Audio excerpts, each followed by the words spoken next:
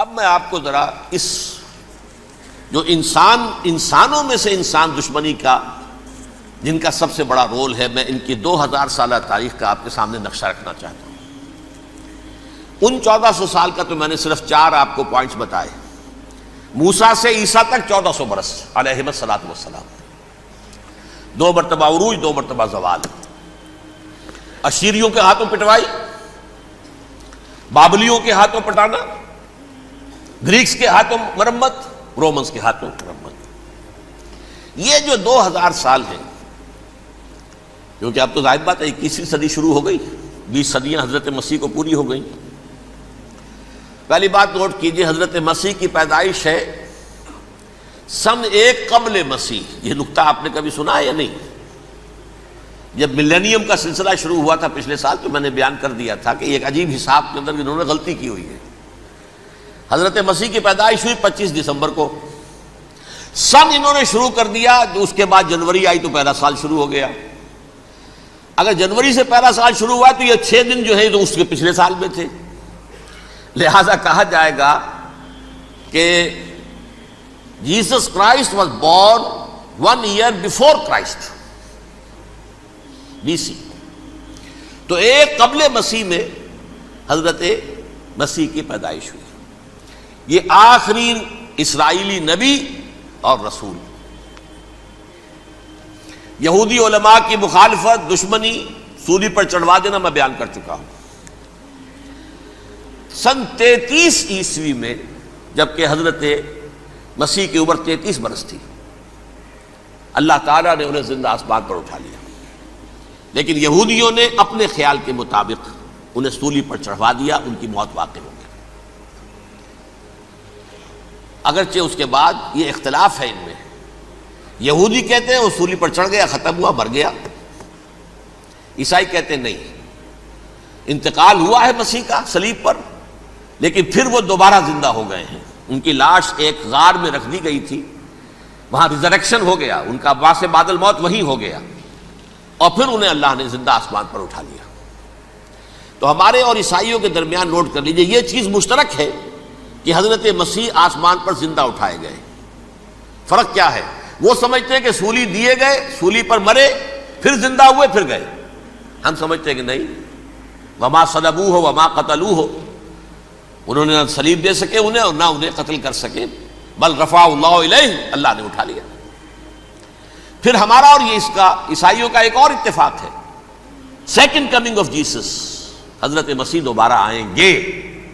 یہ عیسائیوں کا بھی عقیدہ ہے اور ہمارا بھی۔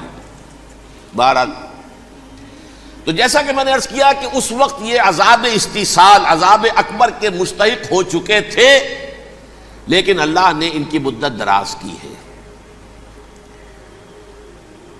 لیکن ان پر دنیاوی عذاب کا ایک کوڑا جو ہے اللہ تعالیٰ کی طرف سے اسی وقت برسا۔ دنیاوی عذاب دنیا میں رہتے ہوئے ختم نہیں کیا۔ 37 برس بعد، حضرت مسیح کے رفع سماوی کے 37 برس بعد، سن 70 میں یہودیوں نے بغاوت کی رومیوں کے خلاف۔ رومی ٹائٹس جنرل تھا ایک، اس نے پھر جو حملہ کیا ہے، 1,33,000 یہودی ایک دن میں قتل کیا یروشلم میں، اور ہیکل سلیمانی گرا دیا۔ وہ ہیکل پہلے بھی گرا تھا، پہلے 1400 سال کے دوران میں بھی نبوکڈنضر نے گرایا تھا، لیکن پھر اس کے 150 سال بعد انہوں نے دوبارہ بنا لیا تھا، اس لیے وہ اسے سیکنڈ ٹیمپل کہتے ہیں۔ پہلا ٹیمپل جو حضرت سلیمان نے بنایا تھا، نبوکڈنضر نے گرا دیا 587 قبل مسیح میں، پھر دوبارہ انہوں نے 150 سال کے بعد بنا لیا۔ وہ اس تاریخ کا حصہ ہے، میں نے جس کے بارے میں آپ کو تفصیل نہیں بتائی۔ اس میں یہ ہوا سن 70 میں وہ گرا دیا گیا، وہ آج تک گرا پڑا ہوا ہے۔ نمبر 2، یہ کہہ دیا گیا کہ یہودیوں اس ارض فلسطین سے نکل جاؤ، تم یہاں نہیں رہ سکتے اب۔ لہذا جس کا جہاں سینگ سمایا چلا گیا، یورپ میں چلے گئے، ایشیا میں آ گئے، عرب میں آ گئے، یہ 3 قبیلے جو رات بھی میں نے عرض کیا تھا، بنو قینقاع، بنو نذیر اور بنو قریظہ، یہ وہاں سے آ کے مدینے میں آباد ہو گئے۔ جس کا جہاں سینگ سمایا، افریقہ میں، ہندوستان میں، جہاں چلے گئے، ڈایاسپورا اسے کہتے ہیں، وہ آپ نوٹ کر لیجیے اس لفظ کو، ڈایاسپورا، ہمارا دور انتشار، جبکہ ہمیں ہماری اصل سرزمین تو فلسطین ہے، حضرت ابراہیم کا مسکن، حضرت اسحاق حضرت یعقوب کا مسکن فلسطین، یہ ہے ہماری اصل جاگیر، یہ تو ہماری جدی پشتی جاگیر ہے، لیکن یہاں سے نکال دیے گئے سن 70 عیسوی میں، اور وہاں سے لے کے 1917 تک ان کا ڈائسپورا جاری رہا۔ یہ دور انتشار ہے۔ اس دور انتشار کے اب چند حصے ہیں جس کو میں چاہتا ہوں کہ آپ علیحدہ علیحدہ سمجھ لیں۔ دور انتشار کا جو پہلا جو ہے تقریباً 300 برس، رومی حکمران تھے، وہ یہودیوں کے بھی دشمن تھے اور عیسائیوں کے بھی دشمن تھے، عیسائی اور یہودی ایک دوسرے کے بھی دشمن تھے، لیکن رومی سمجھتے تھے کہ یہ ایک ہی تھیلی کے چٹے بٹے ہیں۔ رومیوں کے نزدیک عیسائی بھی یہودیوں ہی کا ایک فرقہ تھے، کوئی علیحدہ مذہب تو تھا ہی نہیں، لہذا رومی جو ہیں رومنز وہ ان دونوں کو ستاتے تھے، مارتے تھے، اور یہ آپس میں لڑتے تھے، یہودی عیسائیوں کو مارتے تھے، عیسائی یہودیوں کو مارتے تھے۔ یہ ہے 300 برس تک کی تاریخ۔ سن 300 عیسوی میں کیا ہوا؟ ایک معجزہ ہو گیا۔ بہت عظیم ایمپرر کانسٹینٹائن، قسطنطین اعظم، رومن ایمپررز میں سے بہت بڑا ایمپرر، وہ عیسائی ہو گئے۔ اب تو معاملہ بالکل تلپٹ ہو گیا، پوری سلطنت عیسائی ہو گئی۔ اب عیسائیوں کے عیش ہو گئے اور یہودیوں پہ مار پڑنی شروع ہوئی۔ اب عیسائیوں کا آپ خود سوچئے کہ جنہیں وہ خدا بنا بیٹھے ہیں، خدا کا بیٹا قرار دے رہے ہیں، ان کے قاتل کون؟ یہودی بدماش۔ لہذا ان کی وہ پٹائی شروع ہوئی ہے یورپ میں، پوری رومن امپائر میں، انہیں ذلیل کیا گیا، شہروں میں آمد بند، علیحدہ رہو، گھیٹوز کے اندر رہو۔ یہودی کا نام جو ہے وہ گالی بن گیا، جیسے آج بھی یہودی گالی کہتے ہیں، جیسے خنزیر کا لفظ آقا، وہ بھی اللہ کی مخلوق ہے، لیکن آپ کو معلوم ہے کوئی شخص زبان پہ نام نہیں لانا چاہتا خنزیر کا، سور کا، ہے تو مخلوق وہ بھی ایک حیوان ہے۔ ایسے ہی یہ ہے یہودی گالی، جیوٹ گالی۔ لہذا ایک طرف تو ان دونوں کے درمیان دشمنی، جس کو قرآن کہتا ہے وَأَغْرَيْنَا بَيْنَهُمُ الْعَدَاوَةَ وَالْبَغْضَاءَ، ہم نے ان کے مابین دشمنی جو ہے پیدا کر دی ہے۔ اور جب یہ پوری سلطنت عیسائی ہو گئی تو قافیہ تنگ ہو گیا یہودیوں کا۔ اب آئیے 571 عیسوی، یعنی جبکہ ڈائسپورا کو کتنا عرصہ ہو چکا تھا؟ 500 برس۔ سن 70 سے شروع ہوا ڈائسپورا، جب ٹائٹس نے گرایا ہے ہیکل کو اور نکال باہر کیا انہیں فلسطین سے، بھاگ جاؤ یہاں ایک یہودی بھی نہیں رہے گا، فلسطین سے نکال دیے گئے۔ اس کے پورے 500 برس بعد سن 571 عیسوی میں حضور کی پیدائش ہوئی، ولادت باسعادت محمد الرسول اللہ صلی اللہ علیہ وسلم۔ 610 میں آپ پر وحی کا آغاز ہوا، لیکن حضور کے ساتھ ان کا معاملہ کیا رہا؟ اول تو جبکہ حضور ابھی مکے ہی میں تھے، یہودیوں نے ریشہ دوانیاں شروع کر دی حضور کے خلاف۔ قریش مکہ کو سکھاتے تھے، پڑھاتے تھے، ان سے یہ پوچھو، ان سے یہ پوچھو، انہیں اس طرح تنگ کرو، ان سے یہ امتحان لو، یہ آپ کے علم میں ہے۔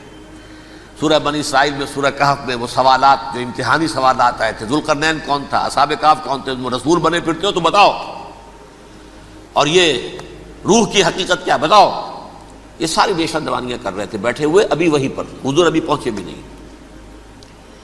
ہجرت فرما کر حضور تشریف لے آئے تو حضور نے، جسے ماسٹر سٹروک کہا جائے گا، یعنی اسٹیٹس مین شپ کا ماسٹر سٹروک، آپ نے مدینے میں آتے یہودیوں کے ساتھ پیکٹ کر دیا، جوائنٹ ڈیفنس پیکٹ آف مدینہ، کہ اگر مکے والے ہم پر حملہ کریں گے تو ہم مل جل کر ایک قوم کی حیثیت سے مقابلہ کریں گے۔ یہ میثاق مدینہ کہلاتا ہے، جس کے بہت غلط معنی پہنائے جا رہے ہیں آج کل۔ بہرحال میں موضوع میرا چونکہ یہ نہیں، میں ادھر نہیں جاؤں گا، لیکن ہوا کیا؟ ہر مرتبہ یہ خیانت کے مرتکب ہوئے، ان نے جو عہد کیے تھے ان سے پھرے، اندر ہی اندر سازش، ریشہ دوانی، حضور کی بدترین دشمنی۔ سورہ نساء کی آیت نمبر 12 میں 14 میں 13 میں فرمایا ہے لا تزال تطلع علی خائنۃ منہم، اے نبی ہمیشہ آپ کے علم میں ان کی طرف سے خیانتیں، بددیانتیاں آتی رہیں گی. اور بار بار وہ مسلسل جنگ کی آگ بھڑکاتے تھے. قریش کو دعوت دیتے، آؤ آؤ آؤ ہم اندر سے بغاوت کر دیں گے، تم آؤ تو صحیح، ختم کریں محمد کو اور اہل ایمان کو صلی اللہ علیہ وسلم ورضی اللہ تعالی عنہم اجمعین. لیکن پھر جب وہ آتے تھے تو یہ دبک جاتے تھے، ان میں ہمت نہیں تھی، میدان کے مرد نہیں رہے تھے. یہ سورہ حشر میں ان کا نقشہ کھینچا گیا ہے. کھلے میدان میں مقابلے کی اس کے اندر صلاحیت ہی نہیں ہے. یہ تو فصیلوں کے پیچھے سے، جیسے عورتیں کہیں دیہات میں لڑائی ہوتی ہے تو مرد جو ہے گلیوں میں لڑتے ہیں، عورتیں اوپر سے پتھر پھینکتی ہیں، بس وہ کام یہ کر سکتے تھے. من ورائے جدر، فصیلوں کے پیچھے سے، جنگ میں میدان میں نہیں آ سکتے. بہرحال قرآن مجید میں ہے یہ سورہ مائدہ کی آیت نمبر 64، کلما اوقدوا نارا للحرب اطفاها اللہ. اکثر و بیشتر مواقع پر تو یہ جب آگ بھڑکاتے تھے جنگ کی، اللہ اسے بجھا دیتا تھا. لیکن بہرحال اس کے باوجود جنگیں ہوئی، غزوہ بدر، غزوہ احد ہوئی کہ نہیں؟ یہ ساری اس اصل شرارت ہوئی. اور اس کے نتیجے میں حضور نے پھر ایک ایک کر کے 3 قبیلوں کو سزا دی. غزوہ بدر کے فوراً بعد بنو قینقاع نکالے گئے مدینے سے، غزوہ احد کے فوراً بعد بنو نذیر نکالے گئے، اور غزوہ احزاب کے بعد بنو قریظہ نکال دیے گئے. یہ تو میں نے آپ کے سامنے رکھ دیا صرف حضور کے زمانے میں ان کا کیا رویہ رہا. دشمن، رات بھی ہم نے وہ آیت پڑھی تھی، لَتَجِدَنَّ أَشَدَّ النَّاسِ عَدَاوَةً لِلَّذِينَ آمَنُوا الْيَهُودُ وَالَّذِينَ أَشْرَكُوا. اہل ایمان کی دشمنی میں شدید ترین تم پاؤ گے یہودیوں کو اور مشرکین کو. مشرکین بھی بعد میں ہے، پہلے یہودی. حضور کے بعد کیا ہوا اب یہ نوٹ کیجئے، یہ ان کی تاریخ کا دوسرا دور. حضرت عمر رضی اللہ تعالیٰ عنہ کا عہد خلافت ہے. بیت المقدس کا محاصرہ کیا گیا، فصیل بڑی اونچی، شہر اندر سے سیلف سفیشینٹ، حملے کا راستہ کوئی نہیں. محاصرہ طول کھینچ رہا ہے لیکن ان کے پاس رسد بھی موجود ہے، پانی بھی موجود ہے، وہ دروازے بند کر کے بیٹھے ہوئے ہیں. بالآخر اللہ تعالیٰ کی مشیت کا ظہور کیسے ہوا؟ ان کے کچھ علماء آئے فصیل پر، کہا دیکھو مسلمانوں، تم قیامت تک بھی یہاں پڑے رہو گے محاصرہ کر کے، ہمارا یہ شہر فتح نہیں ہوگا. ہاں ایک درویش بادشاہ کے ہاتھوں یہ شہر فتح ہونا ہے، لیکن تمہارے اندر ہمیں وہ نظر نہیں آ رہا. ابو عبیدہ بن الجراح رضی اللہ تعالی عنہ، امین هذه الامہ، ان کا فوراً ذہن گیا وہ درویش بادشاہ مدینے میں بیٹھا ہوا ہے عمر رضی اللہ تعالی. اب ایک اور عمر بھی ہے جو قندھار میں بیٹھا ہے. نقشہ وہی ہے، سادگی کی حد تک نقشہ وہی، بالکل وہی، اپنی آنکھوں سے دیکھا ہے وہی سادگی. عمر اول، عمر ثانی تھے عمر بن عبد العزیز. اب ایک اللہ کے فضل سے اللہ تعالیٰ ایدہ اللہ بنصرتہ، اللہ تعالیٰ ان کی نصرت فرمائے، دشمنوں کو ان کے مقابلے میں نیست و نابود کرے. انہوں نے ریکویسٹ بھیج دی کہ حضور تشریف لائیے، یہ شہر فتح ہو جائے گا. وہ ہے سفر تاریخی، اتنا طویل سفر، تقریباً 700 میل، ایک اونٹ، ایک خادم، ایک منزل پہ امیر المومنین اوپر بیٹھے، خادم آگے چل رہا ہے، اگلی منزل پہ خادم اوپر بیٹھا ہے، امیر المومنین آگے جا رہے ہیں. اور جب پہنچے ہیں تو وہ باری تھی خادم کی. انہوں نے ہاتھ جوڑ دیا، حضور خدا کے لیے تم کیا کہیں گے لوگ، وہ میرا برا حال کر دیں گے، تمہیں شرم نہیں آئی؟ امیر المومنین پیدل آگے چل رہے ہیں نکیل پکڑ کر، اور تم بیٹھے ہو اوپر براجمان ہو. حضرت عمر فرمایا الدور دورک، نہیں باری تمہاری ہے، بیٹھ. اس حال میں پہنچے ہیں. اور پھر یہ کہ ابو عبیدہ بن الجراح آئے ہیں، استقبال کیا ہے تو دیکھا ہے اس حال میں چلے آ رہے ہیں. عمر نکیل پکڑے ہوئے چلے آ رہے ہیں، اور کہتے ہیں کہ کہیں کیچڑ ویچڑ تھا، جوتے خراب ہو گئے تھے، وہ بھی اتار کے ہاتھ میں پکڑے ہوئے، کپڑے تو تھے ہی پھٹے ہوئے. انہوں نے کہا بھی حضرت ابو عبیدہ نے، دیکھیے یہ بڑا متمدن ملک ہے، بڑا مہذب علاقہ ہے یہ، آپ ذرا حلیہ اپنا دوست فرما لیں تب جا کے پیش ہم آپ کو کریں گے. آپ نے فرمایا نحن قوم اعزنا اللہ بالاسلام، ہم وہ قوم ہیں جنہیں اللہ نے عزت دی ہے اسلام کے ذریعے سے، کپڑوں کے ذریعے سے نہیں، دولت کے ذریعے سے نہیں۔ اسی حال میں گئے ہیں، اوپر سے انہوں نے کھڑے ہو کر نشانیاں دیکھی ہیں، اپنی کتابیں کھولی، ہاں یہ وہی ہیں، اچھا لو جی سرنڈر، شہر تمہارے ہاتھ میں۔ خون کا ایک قطرہ نہیں بہا اور بیت المقدس فتح ہو گیا۔ لیکن اس وقت حضرت عمر نے ایک نرمی یہ کی کہ یہودیوں کے لیے بھی اسے اوپن سٹی قرار دے دیا۔ یہ احسان عظیم حضرت عمر کا، اس سے پہلے یہودی آ ہی نہیں سکتا تھا، داخل ہی نہیں ہو سکتا تھا، وہاں وہ آ کر وزٹ نہیں کر سکتا تھا، زیارت نہیں کر سکتا تھا اپنے مقدس مقامات کی۔ حضرت عمر نے یوں سمجھیے کہ تقریباً 550 برس کے بعد ان کے لیے راستہ کھولا ہے کہ ہاں تم آ سکتے ہو، زیارت کر سکتے ہو۔ لیکن یہ عیسائیوں نے لکھوایا معاہدے کے اندر، انہیں یہاں آپ آباد ہونے کی اجازت نہیں دیں گے، لیکن کم وزٹ دی پلیسز، دیکھیں زیارتیں کریں اور جائیں۔ یہ معاہدہ حضرت عمر کا ہے رضی اللہ تعالیٰ، جو پھر خلافت راشدہ کے بعد بنو امیہ نے بھی اس کو آرڈر کیا، بنو عباس نے کیا، پھر جو ہمارے یہ ترکوں میں اندر خلافت آئی تو ترک خلفاء نے بھی اس معاہدے کی پوری پابندی کی۔ فلسطین میں آ سکتے ہیں یہودی صرف زائرین کی حیثیت سے، وہاں آباد نہیں ہو سکتے۔ اب آئیے اگلا دور آیا حضرت عثمان کا دور خلافت۔ یہ ہے وہ وقت کہ اب یہود نے امت مسلمہ کی پیٹھ میں چھرا گھونپا۔ وہ کیسے؟ ایک یہودی عبداللہ ابن سبا اسلام کا لبادہ اوڑھ کر آ گیا، معاشرے کا جائزہ لے لیا، ان میں بنو ہاشم اور بنو امیہ میں جو پرانی کشاکش تھی اس کے کچھ نہ کچھ جراثیم باقی ہیں، اگر ان کو ذرا بھڑکا دے تو مسلمانوں میں انتشار پیدا ہو جائے۔ کہا یہ عثمان کون ہے؟ یہ تو بنو امیہ میں سے ہے، یہ حق تو بنو ہاشم کا ہے، خلافت ان کے پاس ہونی چاہیے، محمد کے تو رشتہ دار وہ ہے صلی اللہ علیہ وسلم۔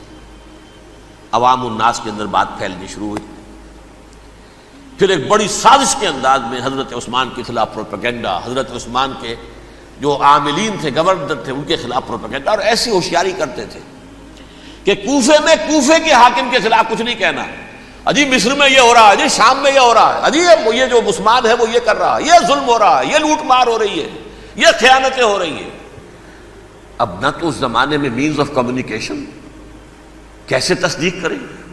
افواہیں تو آپ آج کراچی کے اندر شروع ہو جائے تو پتہ نہیں چل سکتا کسی کو کہ کیا اس میں صداقت ہے کیا جھوٹ ہے، اور بری بات جو ہے فطرت انسانی کی کمزوری ہے وہ فوراً قبول کرتا ہے، کسی کے بارے میں اچھی بات ماننے کو تیار نہیں ہوتا لیکن بری بات تو فوراً تیار۔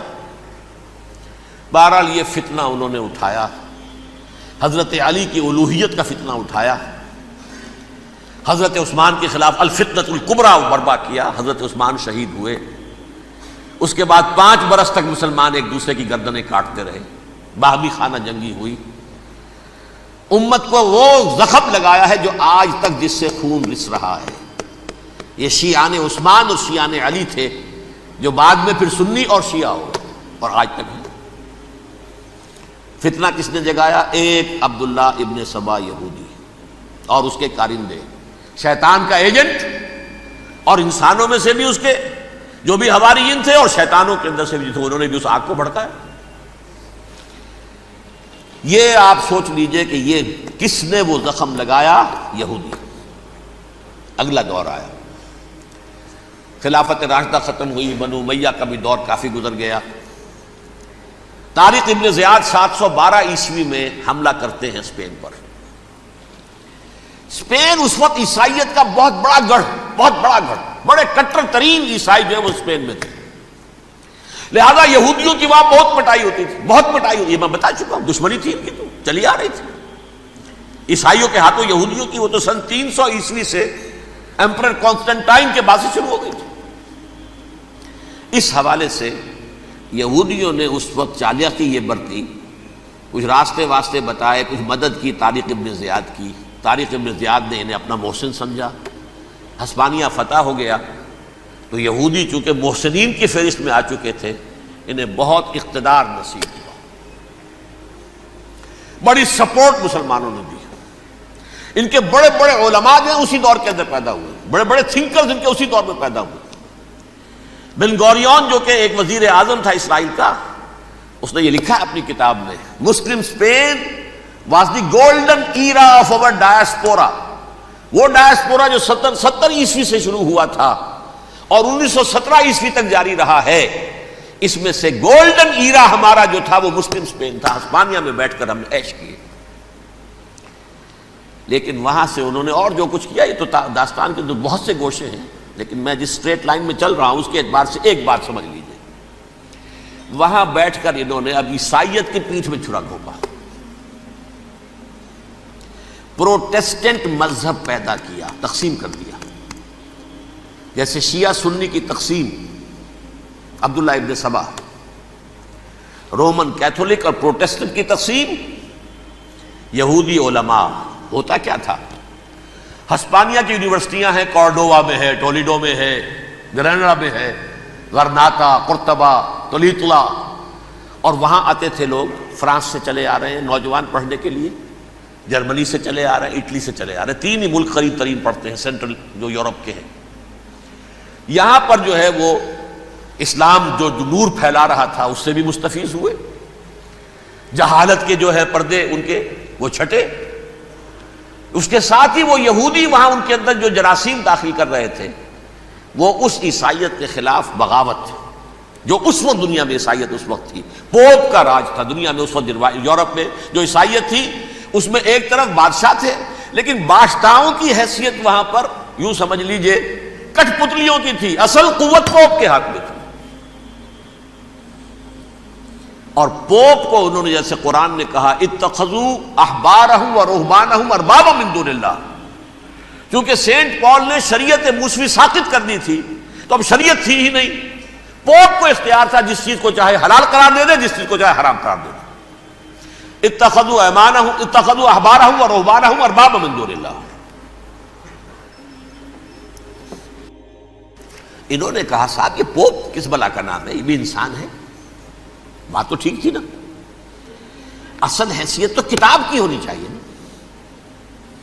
ڈیوائن بک، دی ریویلڈ اسکرپچر، لہذا اور یہ کتاب ہر شخص پڑھ سکتا ہے، کوئی پوپ کے باپ کو جو ہے کوئی اس کے لیے پروپرائٹری رائٹس تو نہیں ہے کہ صرف پوپ پڑھ سکتا ہے یا پادری پڑھ سکتے ہیں، ہم بھی پڑھ سکتے ہیں، ہم بھی سمجھ سکتے ہیں۔ یہ باتیں تھی کہ جن کو بڑھا چڑھا کر بیان کر کے اور پوپ کا اقتدار ختم کرا دیا اور توجہ مرکوز کر دی بائبل کی طرف۔ اب بائبل میں بڑا حصہ تو اولڈ ٹیسٹامنٹ کا ہے، نتیجہ کیا ہوا، یہود کی عظمت پروٹیسٹنٹس کے نزدیک مسلم ہو گئی۔ اصل قوم تو یہ ہے، وہ دشمنی بدلی کہ نہیں بدلی، موسیٰ کے امتی یہ ہے، تورات موسیٰ کو دی گئی، ابراہیم کی نسل یہ ہے، لہذا وہ جو دشمنی تھی، جو عداوت تھی کہ ہمارے خدا کو سولی چڑھانے والے ہیں یہ بدماش، اس کا ازالہ ہوا اس پروٹیسٹنٹ مذہب کے نتیجے میں۔ یہ میں اب آپ کو بتاتا ہوں کہ ایک نتیجہ وہ نکلا ہے جسے برٹرنڈ رسل نے بیان کیا ہے، اس کی کتاب ہے ان پریز آف آئیڈلنس، صفحہ 108۔ وہ لکھتا ہے the Christians retaining the Judaic belief in special revelation added to it the Roman desire for worldwide domination and the Greek taste for metaphysical subtleties. The combination produce the most fiercely persecuting religion that the world has yet known. یہ تین چیزیں آ کر عیسائیت میں مل گئی۔ ایک تو جب یہ اولڈ ٹیسٹامنٹ جو ہے وہ ان کے ہاتھ میں آ گئی، اور اس کے میں کچھ آپ کو بتا دیتا ہوں کہ اولڈ ٹیسٹامنٹ کی تعلیمات، کیونکہ یہ اولڈ ٹیسٹامنٹ جو ہے یہ محرف تھی، اصل تورات تو گم ہو گئی تھی 587 قبل مسیح میں، جب پہلی مرتبہ ہیکل جو ہے تباہ ہوا ہے اس وقت ختم ہو گئی تھی۔ اس کے کوئی 150 سال کے بعد انہوں نے یادداشتوں سے مرتب کر کے لکھی ہے، اب اس میں ان کے اپنے خیالات، اپنے امانی، اپنی توجیحات وہ شامل ہو گئی۔ لہذا میں آپ کو حوالے دیتا ہوں، اس کتاب کے اندر مظالم کی جو تعلیم دی گئی ہے، اہل کتاب نے اپنے مظالم قتل عام کے جواز کے لیے تورات میں تبدیلیاں کی اور پیغمبروں پر دہشت ناکی اور بدترین حرام کاری کے الزامات لگائے. سنیے، پہلا حوالہ ہے یہ گنتی باب 31 آیات 17-18. اس لیے ان بچوں میں جتنے لڑکے ہیں سب کو مار ڈالو، اور جتنی عورتیں مرد کا منہ دیکھ چکی ہیں ان کو بھی قتل کر ڈالو، لیکن ان لڑکیوں کو جو مرد سے واقف نہیں اور اچھوتی ہیں اپنے لیے زندہ رکھو. یہ کسی اللہ کی کتاب کا یہ جملہ ہو سکتا ہے؟ کسی ریویلڈ بک کا؟ اور سنیے، یہ ہے استثناء ڈیٹرانومی باب 20 آیت 16-18. پر ان قوموں کے شہروں میں جن کو خداوند تیرا خدا میراث کے طور پر تجھ کو دیتا ہے، کسی ذی نفس کو جیتا نہ بچا رکھنا، جیسا خداوند تیرے خدا نے تجھ کو حکم دیا بالکل نیست کر دینا. مرد، عورتیں، بچے، بوڑھے سب ختم. یہ کتاب مقدس ہے. اور سنیے، سموئیل باب 27 آیت نمبر 9. اور داؤد نے اس سرزمین کو تباہ کر ڈالا اور عورت مرد کسی کو جیتا نہ چھوڑا. نمبر 4، ان سب آباد شہروں کو ماں، عورتوں اور بچوں کے بالکل نابود کر ڈالا. کتاب استثناء باب 3 آیت 6. یہ ہے جو کہہ رہا ہے برٹرینڈ رسل، کرسچینٹی میں آ کر اب یہ تین چیزیں شامل ہو گئی. ایک تو یہ باربیرین یہ تعلیم جو ہے، اور یہ مذہب کے نام پہ تعلیم، یہ کتاب مقدس کی تعلیم. نمبر 2، رومنز کے اندر جو ایک تمنا تھی ورلڈ ڈومینیشن کی، وہ عیسائیت کے اندر آ گئی. اس لیے کہ پوری رومن امپائر جو ہے عیسائی ہو گئی، تو اسے وراثت کے اندر ورلڈ ڈومینیشن کی جو ایک تمنا تھی وہ مل گئی. اور پھر یہ کہ انہوں نے جو توہمات تھے یونانیوں کے، ان کو بھی اپنے ہاں مختلف شکلوں کے اندر جمع کر لیا. ان تین چیزوں کا the combination produced the most fiercely persecuting religion that the world has yet known. اس کے نتیجے میں دنیا میں تاریخ انسانیت کے اندر جو بدترین خوخار ترین مذہب ہو سکتا ہے وہ شکل عیسائیت نے اختیار کی. اور اس کا مظہر عتم کیا تھا؟ نوٹ کیجئے، صلیبی جنگیں. ایک بات ٹائم ٹیبل کے اعتبار سے نوٹ کر لیجئے گا. فرسٹ ملینیم ختم ہوا، سیکنڈ شروع ہوا. ان کے 1000 سال ختم ہوئے تو 11ویں صدی میں سیکنڈ ملینیم شروع ہوا، تو پہلی صلیبی جنگیں ہوئی. لاکھوں مسلمان قتل کیے. صرف یروشلم کے اندر اتنا خون بہایا ہے کہ خود ان کے ہسٹورینز لکھتے ہیں کہ جب ان صلیبیوں نے جب گھوڑوں کے ساتھ وہ چل رہے تھے گلیوں میں، تو ان کے گھوڑوں کے گھٹنوں تک خون کی ندی بہ رہی تھی. جہاں سے گزرے ختم کرتے چلے گئے، آبادیاں کی آبادیاں ختم کر دی. اگرچہ اس کروسیڈ میں گیہوں کے ساتھ گھن بھی پسا، یہودی بھی بہت مارے گئے. یہ فرانس سے، جرمنی سے جب یہ کروسیڈرز آ رہے تھے، 3000 میل کا سفر طے کر کے آئے تھے. سوچئے تو صحیح. اربن ثانی پوپ جو تھا، آگ لگا دی تھی اس نے پورے یورپ کے اندر. شرم سے ڈوب مرو، تمہارے مقدس علاقے مسلمانوں کے ہاتھ میں. انفیڈلز، یہ کافر، یہ مرتد، یہ ملحد. مسیح جہاں پیدا ہوا، مسیح کو جہاں سولی دی گئی، وہ کہاں ہے؟ ان کے ہاتھ میں. وہ آگ لگائی ہے، 3000 میل کا فاصلہ طے کر کے یہ قومیں آئی ہیں وہاں. اور جو تباہی مچائی ہے انہوں نے، تاریخ انسانی میں ایسی بربریت کی کوئی مثال. اور یہ ان کے اپنے ہسٹورینز لکھتے ہیں. شرم کے مارے ایسے محسوس ہوتا ہے جیسے ان کی گردنیں جھکی جا